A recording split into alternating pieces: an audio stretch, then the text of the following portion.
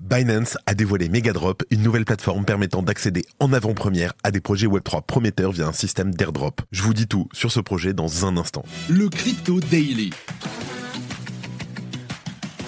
Mon nom est Benjamin Cohen. Et vous êtes bien sur le Crypto Daily. Le podcast qui traite de l'actualité crypto, NFT et métaverse. Dans vos oreilles, chaque jour, du lundi au vendredi. Salut, c'est Benjamin du Crypto Daily et j'espère que vous allez bien et c'est donc notre actualité principale aujourd'hui. On parlera ensuite du téléphone spécialement conçu pour Ethereum et on s'intéressera ensuite à la popularité du halving sur Google. Mais avant tout ça, et comme d'habitude, le coin du marché. Here comes the money. Here we go.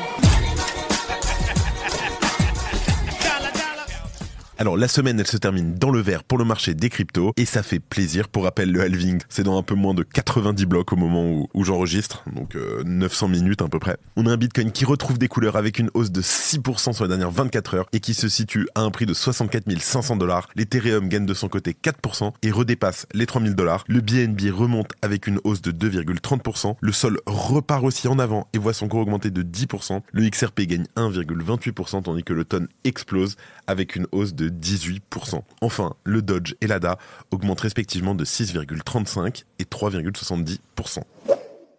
Et on commence donc avec Binance, la grosse annonce, donc on en parlait dans les news en bref hier, on n'avait pas eu le temps de développer, mais voilà, là on vous le développe.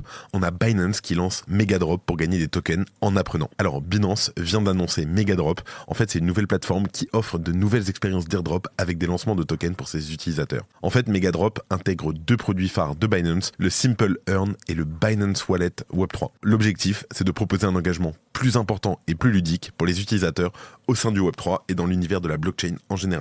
Et pour son lancement, donc, Megadrop a mis en avant Bondbit, donc une blockchain de risk-taking Bitcoin. Et sur un total maximum de 21 milliards de tokens Bondbit, Megadrop distribuera 168 millions de BB, donc c'est le ticker de Bondbit, en récompense, soit l'équivalent de 8% de l'offre. Ces tokens en fait viendront gonfler la circulation initiale qui est de un peu moins de 410 millions de tokens, représentant ainsi près de 20% du total. Et contrairement au launch pool de Binance, Megadrop ne se limite pas au staking de BNB. La plateforme encourage la participation et surtout la réalisation de différentes quêtes Web3. En fait, en accomplissant certaines tâches directement depuis un Binance Wallet, les utilisateurs pourront obtenir un accès anticipé aux récompenses de certains projets Web3 avant leur listing officiel sur Binance. Donc en fait, cette initiative, elle combine habilement contenu éducatif, mais aussi potentielle récompense et définit un nouveau standard d'interaction pour les utilisateurs Web3. Et les modalités de distribution donc pour les prochains Megadrop et les quêtes à venir seront dévoilées très prochainement. Alors le lancement de Megadrop, en fait, ça souligne aussi la volonté de Binance d'innover et de conforter son statut de leader dans le secteur de la blockchain. La plateforme ne veut pas se reposer sur ses acquis et semble s'aligner sur les tendances du moment, l'airdrop season ayant débuté il y a maintenant quelques mois. Et parallèlement au lancement de Megadrop, Binance négocie activement son retour sur le marché indien après avoir rencontré des obstacles réglementaires plus tôt cette année. Et comme on en parlait déjà hier, le géant de la crypto s'engage à résoudre certains problèmes de conformité, avec notamment une amende de 2 millions de dollars et l'intégration d'une taxe à la source de 1%. Vous en avez marre de gérer votre argent d'un côté et vos cryptos de l'autre ? De ne pas pouvoir facilement vendre vos cryptos pour créditer votre compte bancaire ? Eh bien la nouvelle app de Débloc va vous changer la vie. C'est le premier compte pour vos euros et vos cryptos en toute sécurité et entièrement régulé en France. Avec Débloc, contrôlez vos actifs en toute tranquillité. Une interface simple et intuitive, un compte créé en 2 minutes chrono et c'est parti. N'attendez plus, découvrez Débloc et montez vous aussi dans le train. Lien en description. En deuxième news, après Solana, bientôt un téléphone pour Ethereum. On s'en rappelle, en décembre dernier, le téléphone de Solana a connu un engouement massif. Celui-ci a notamment été motivé par la multiplication des airdrops annoncés pour les détenteurs du smartphone. Et c'est au tour d'ETHOS d'annoncer un téléphone taillé pour Ethereum. Depuis 2021, les équipes d'ETHOS mettent en fait au point un système d'exploitation mobile open source qui est spécifiquement conçu pour Ethereum. Alors celui-ci est basé sur le code source de Graphene OS, c'est un système d'exploitation qui est dérivé d'Android. EtherOS intègre aussi de nombreuses fonctionnalités pour faciliter son intégration avec Ethereum. D'une part, ETHOS intègre un wallet Ethereum de manière native. Il permet donc évidemment une utilisation optimale des applications décentralisées via le navigateur, et ce, sans avoir à passer du navigateur à votre application de wallet. De plus, ETHOS intègre un support pour les clients Ledger, Helios et Nimbus. Vous ne dépendez plus alors d'aucun service tiers, tel qu'Infura, pour protéger vos transactions sur le réseau. Et enfin, le système d'exploitation intègre nativement le protocole de messagerie XMTP, et ce dernier, en fait, il permet l'échange de messages de manière sécurisée, privée, et décentralisé. Et c'est en ce début de semaine que les équipes d'ETHOS ont annoncé le lancement de leur propre téléphone, ETHOS donc Phone. Un peu dur à dire, EtherOS, ETHOS, je sais pas.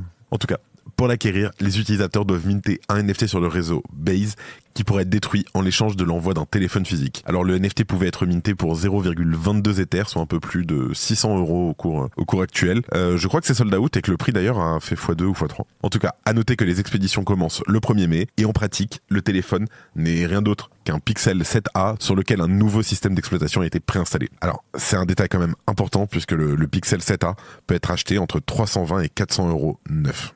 L'installation du système d'exploitation sur l'appareil est donc facturée aux alentours de 200 € par l'entreprise à l'origine de l'initiative. À noter aussi que comme le système d'exploitation ETHOS est open source, il est possible d'acheter un téléphone Pixel 7a et d'installer gratuitement soi-même le système d'exploitation. Mais bien sûr, je sais à quoi vous pensez, l'avantage d'acheter ce téléphone pourrait être ailleurs, et vous l'avez vu venir. Beaucoup ont acheté le téléphone, notamment en espérant obtenir de potentiels airdrops, comme il y a eu un peu avec le Solana, à l'avenir. Ça reste aujourd'hui que de la pure spéculation et un pari qui peut s'avérer risqué. Donc, comme toujours, faites attention.